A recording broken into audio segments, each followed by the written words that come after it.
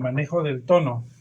A ver, tengo el libro de Harold Speed, La práctica y la ciencia del dibujo. Y hay un capítulo que se llama La unidad de las manchas. La unidad de las manchas. A ver, es un poco extenso, ¿no? Solamente vamos a ver alguna parte. Dice así: ahora bien, como ya hemos dicho, para representar esta escala de tonos, poseemos el color blanco como la nota más alta y el negro como la más baja.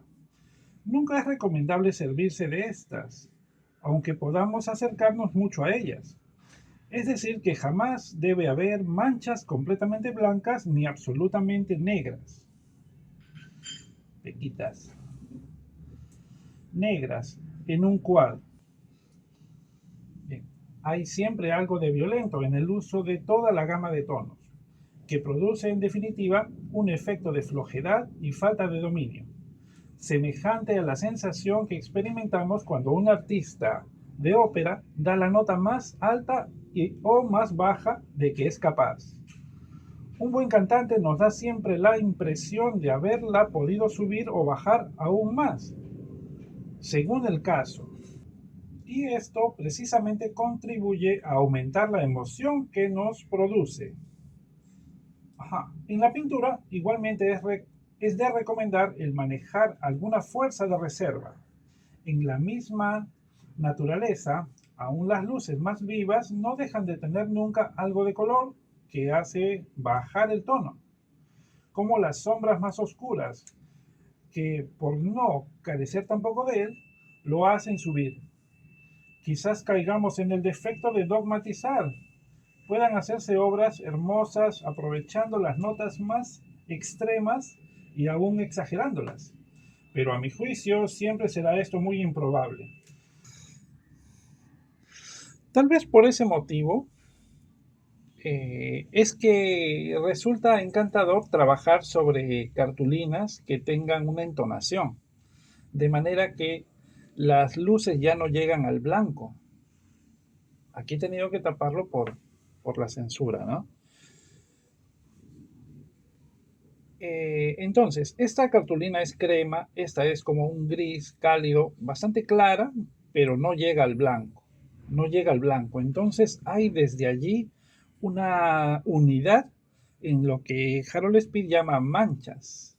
Manchas, o sea, estas masas de sombras, de medios tonos, ¿no? Que forman como bloques a manera de piezas de un rompecabezas que nosotros vamos colocando para generar la estructura del volumen.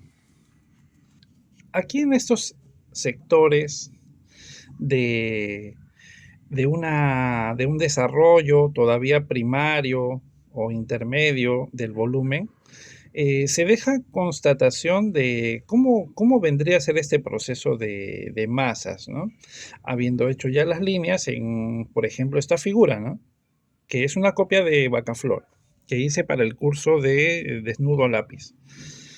Entonces, una vez hechas las líneas con fuerza, con vigor, sobre todo una colocación de línea fuerte, muy firme, muy oscura, sabiendo que esta zona va a terminar siendo de penumbra. Entonces necesito un afianzamiento de la línea, algo esfumada.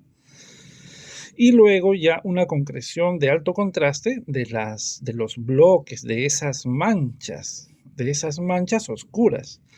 Y se traza entonces un llenado, ¿no? De lo que vendría a ser un alto contraste de sombras duras, fuertes.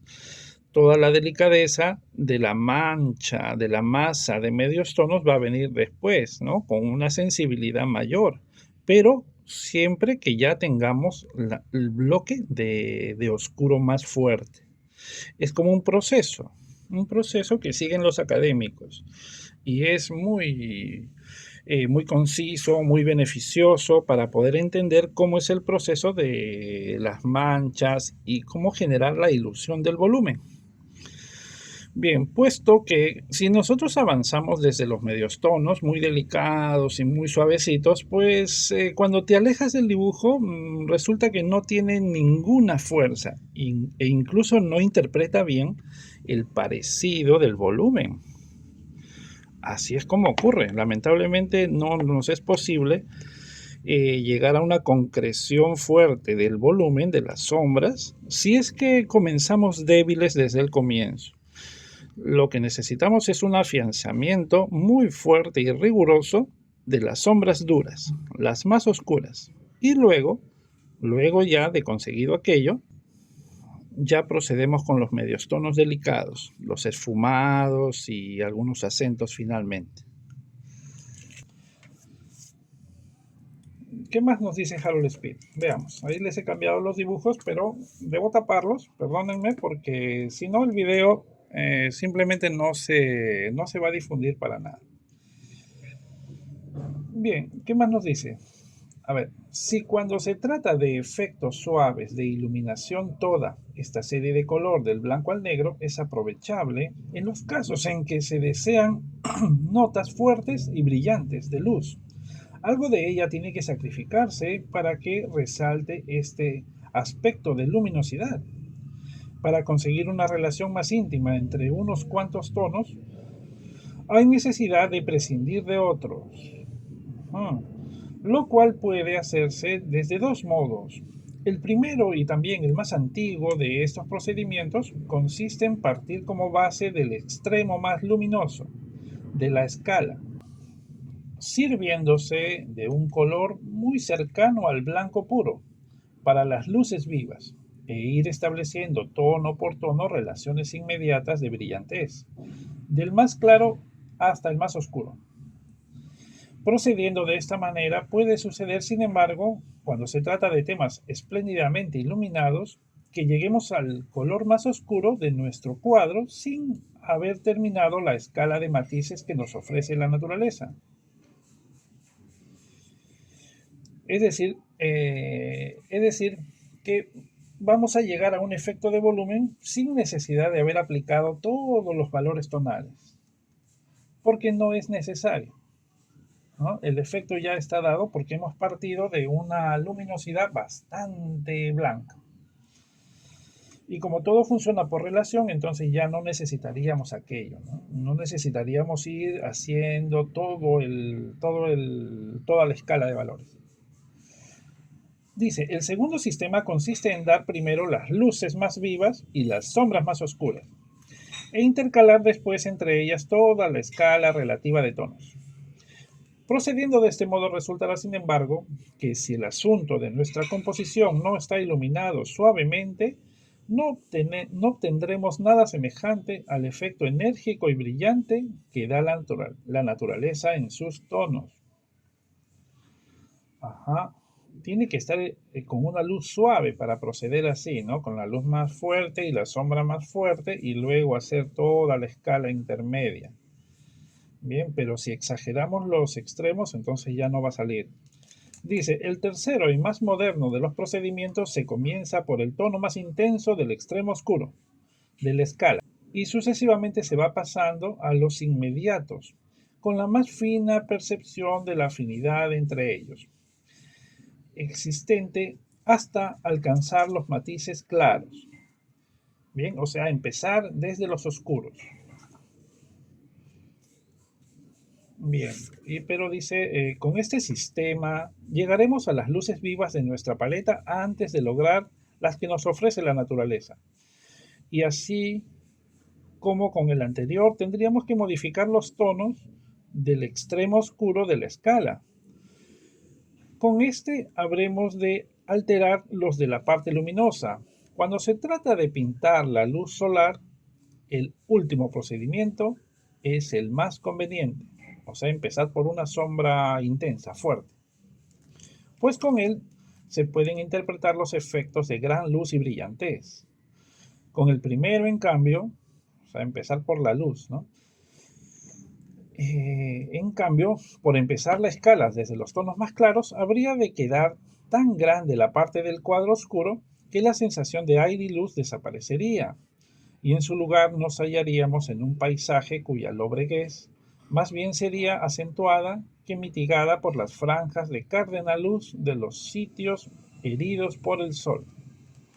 Ajá, entonces son métodos, pero necesitan de experiencia, ¿no? Experiencia. Podríamos intentar iniciar por las luces, iniciar por los extremos o iniciar por las sombras. Esto sobre todo le sirve a los pintores, ¿no? Que son más del valor tonal y las gradaciones y los efectos, ¿no? Me imagino todo esto trabajado a pincel o con carbón vegetal, de repente, ¿no? Con carboncillo. No se trata ya de una elaboración de dibujo por tratamientos lineales, ¿no? Está hablando plenamente del problema del tono. Dice, Rembrandt es un buen ejemplo del primer método citado, y por eso gran parte de sus lienzos aparecen siempre oscuras. Y así, es un libro técnico, hay que tener paciencia para leerlo, pero lo que yo recomiendo siempre es que no colecciones libros, sino que escojas cuál es el que verdaderamente a ti te comunica mucho acerca del arte y la parte técnica, y que te sumerjas en él, que lo conozcas de arriba abajo y que lo leas constantemente. Si tienes el conocimiento pleno de lo que te está queriendo decir un maestro, en este caso Harold Speed, pues de verdad adquieres esos conceptos que podrían llevarte años, incluso hasta décadas, llegar a obtenerlos, incluso a manejarlos, dominarlos. Por eso, si tienes un tutor, un asesor, tienes que asegurarte de que tenga experiencia, ¿no? La experiencia se paga porque te va a ahorrar mucho tiempo a ti. Te va a decir de sus propios fracasos, de manera que te va a dejar experimentar, pero con una guía. Es en cuanto a la parte de la docencia, ¿no? Acá tengo una figura, menos mal está tapada por ahí. Está hecha con lápiz de color, un lápiz de color marrón. Bien, un lápiz normal, pero con cuidado en la valoración de los volúmenes, ¿no? Y los reflejos.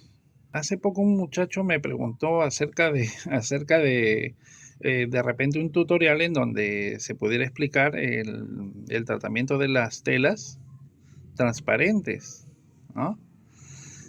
Bueno, es algo complicado, es algo difícil y muy bonito. Las telas transparentes. Habría que poner un modelo o conseguir unas fotos, ¿no?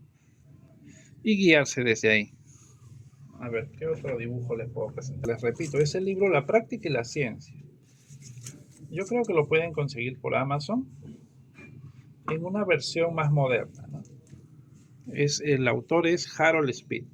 Harold Speed. Ahora, cuando él habla de manchas, de verdad se refiere a los bloques tonales, que como vemos en un volumen son diferenciados, ¿no? Están los bloques de luz, el medio tono luminoso, el medio tono oscuro, la sombra y los acentos del brillo y las sombras máximas. Pero algo que suelo observar, por ejemplo, en los retratistas de los parques, es que siempre tienen la afición de llegar al máximo oscuro. Entonces ya se ha vuelto en ellos una manía de que sus trabajos siempre son con el máximo oscuro, cuando justamente lo hermoso sería llegar a los oscuros solo si fuera necesario. Bien, porque así el efecto de los medios tonos y la valoración sutil que tanto le gustaba a Leonardo, pues se pondría allí de manifiesto.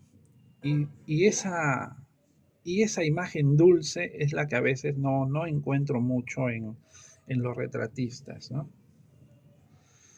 Si, si eres muy sensible con los elementos plásticos, pues sí vas a concebir ese tipo de belleza y te va a gustar ese tipo de elementos. Acá tengo, por ejemplo, uno de Botticelli, que también lo hicimos en el canal.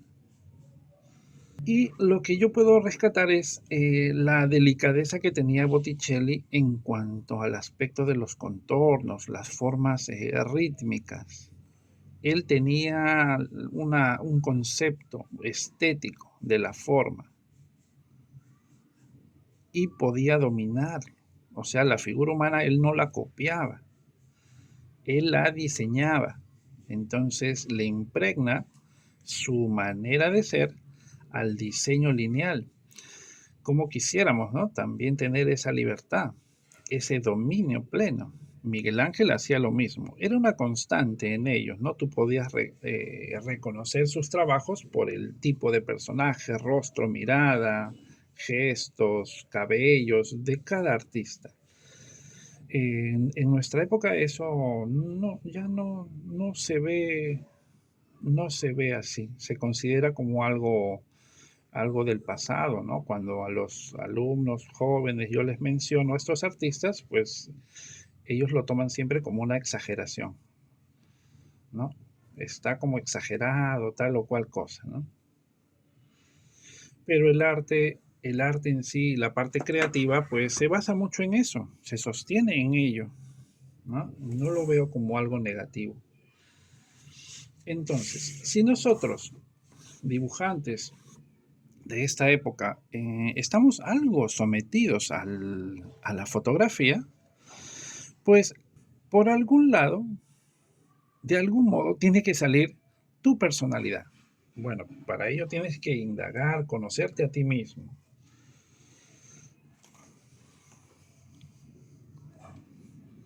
Y vas a encontrar finalmente que haces de tu obra una representación de ti, de tus gustos personales.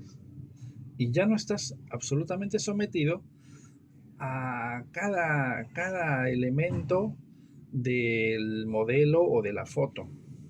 Otra parte del libro nos dice algo vital. Escuchen así.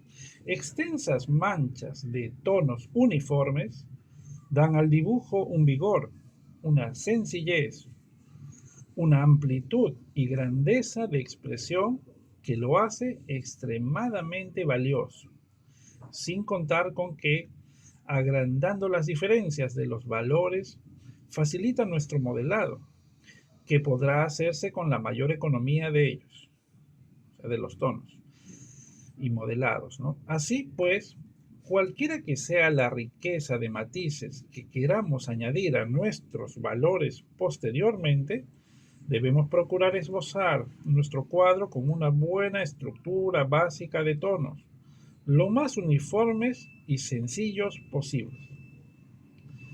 Esto es una revelación prácticamente, ¿no? Y que me permite observar eh, qué valiosos son esos espacios donde no hay mucha textura ni explicaciones figurativas y podemos utilizarlos justamente para ejercer esa potencia y vigor, elegancia de la que habla Speed. Y eso es algo que explico en el curso de retrato técnico que ya empieza el fin de semana. Están invitados, pueden ver ahí el enlace. Es algo grandioso en donde nosotros podemos hacer entonces un buen balance entre partes que son diminutas y detallistas con partes grandes que dejan ver un espacio de descanso visual, ¿no? De descanso visual. Es algo que lo convierte en una obra más atractiva, porque cuando yo observo que en los dibujos, en los retratos, todo, pero absolutamente todo, incluso el fondo, está requete lleno de detallismos, pues inmediatamente siento gran tensión y algo que me invita a no seguir viendo aquel trabajo. Pero si hay una elaboración balanceada, donde hay partes de tensión y partes de relajación visual, pues eso me encanta, lo prefiero bastante y lo busco en cada ejecución. Bien, eso es todo. Eso es todo. Los comentarios y la parte técnica que ustedes elaboran sería muy hermoso poder leerla ahí abajo. Se despide Gustavo desde acá de Lima. Hasta luego.